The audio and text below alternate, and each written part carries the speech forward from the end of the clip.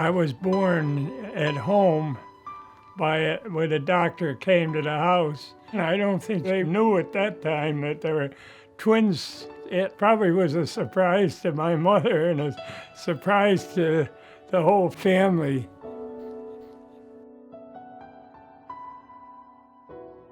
There was 14 people lived in our house, 6 of us then.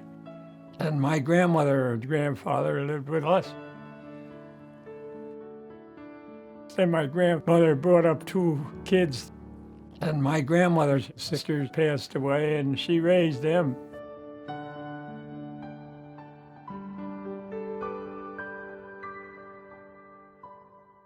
It was small farms and dirt roads, and it was during the Depression too, and nobody had any money, really, but we grew our own crops.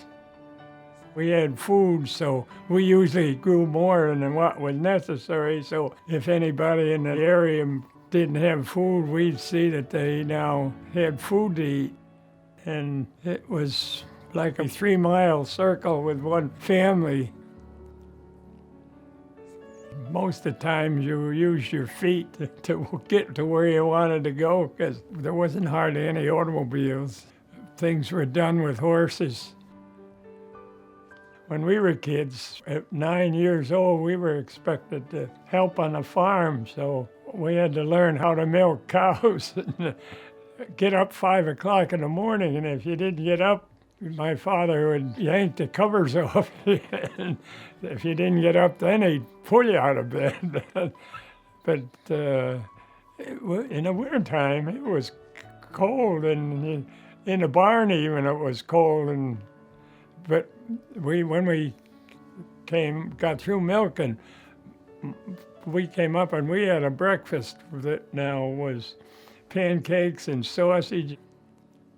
And we didn't have heat in our bedrooms. We had heat down in the kitchen and I think maybe downstairs, but up in the bedrooms, we didn't have any heat, but we had plenty of blankets, and then we had a soapstone. It was on a handle. We'd heat it up in the fire and then bring and put it in the beds. And we'd put our heads under the covers and we stayed warm pretty near all night.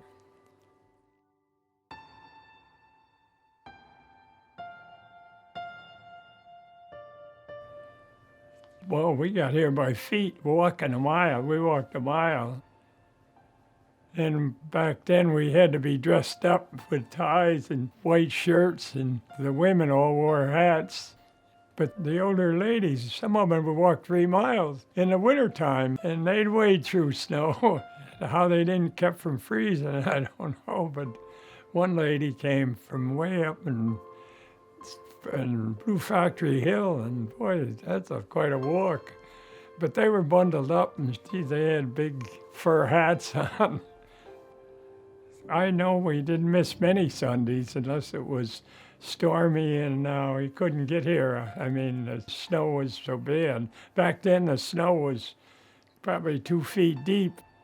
They didn't have salt, and when you get a storm, the snow stayed on the road. It wasn't easy. We had high-top boots that we wore. They were to come up to our knees.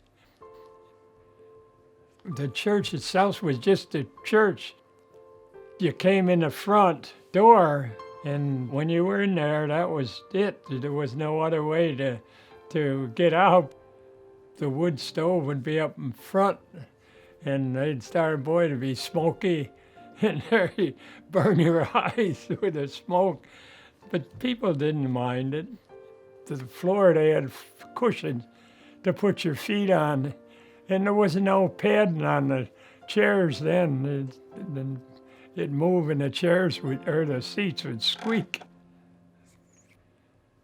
We had a Sunday school teacher, and she was a good teacher. She had maybe 10 kids or so, but boy, she learned about the Bible, and that was at 9 o'clock. It lasted about an hour.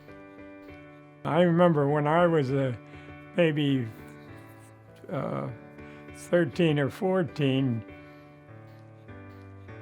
she'd be in the back row. We used to like to sit in the back row, and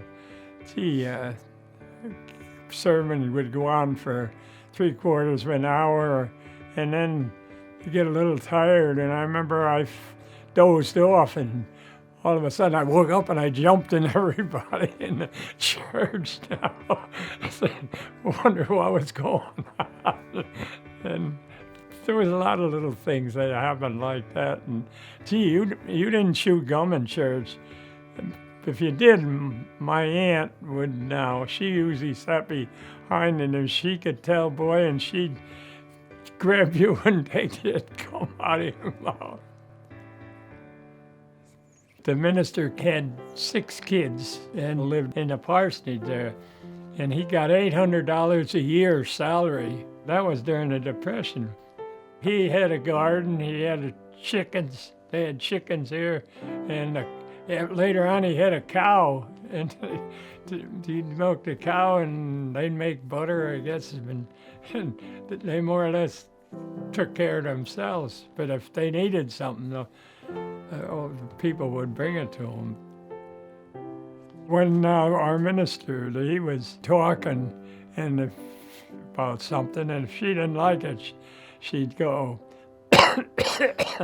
and she'd keep coughing, you know. It was, everybody knew, and I mean, but the minister, I mean, after, he didn't know what for a while, but after he was here a while, he knew what now she was doing.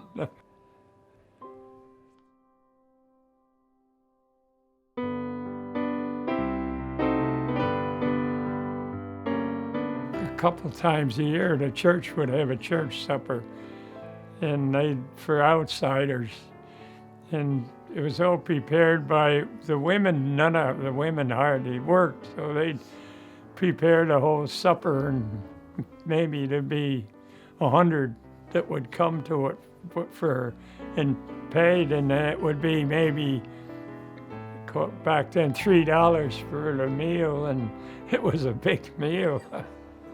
We had a piano player. We'd sing songs that were modern back then, Let Me Call You Sweetheart and like that, and everybody looked forward to that.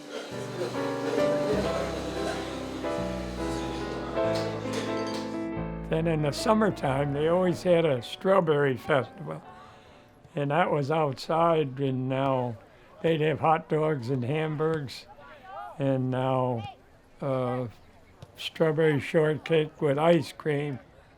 And now it was probably, for the public too, it'd probably be 200-300 people here that was outside, but it was risky business, because if you got rain, it wasn't no fun.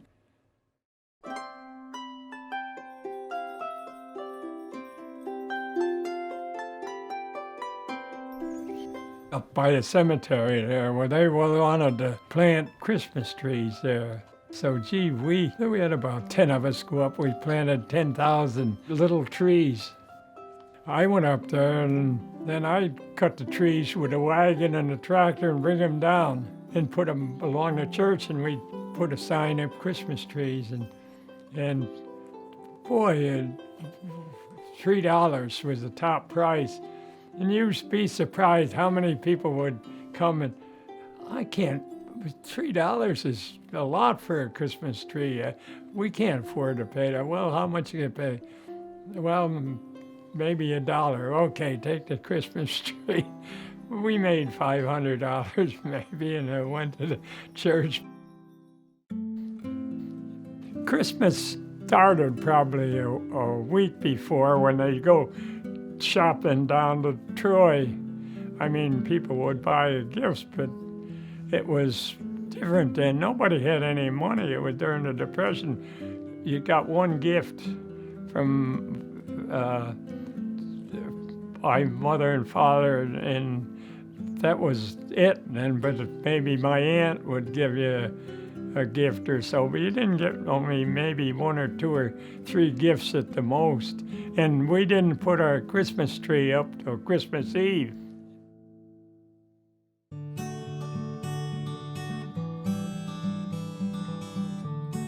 On Saturday nights, back when I was about 16, they had square dances. But this one girl, she kind of took a liking to me, I guess. She was Catholic, and I was Protestant. So back then, Catholics had one way and Protestants had another way. And my father and mother, they could see I was getting kind of now real love with her, and they said, gee, you don't want to get married, it'll never work out. I said, I didn't say anything. I was in the draft for the Korean War. I was at Fort Hood.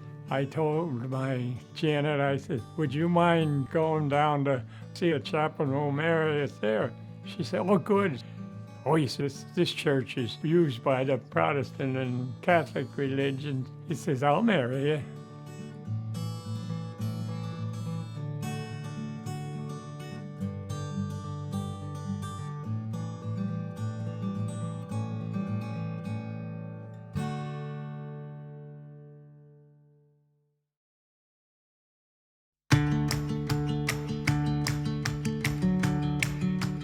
Well, with automobiles, it's much easier for people to get here, and now the radius of people coming here is probably 20 miles, probably maybe longer.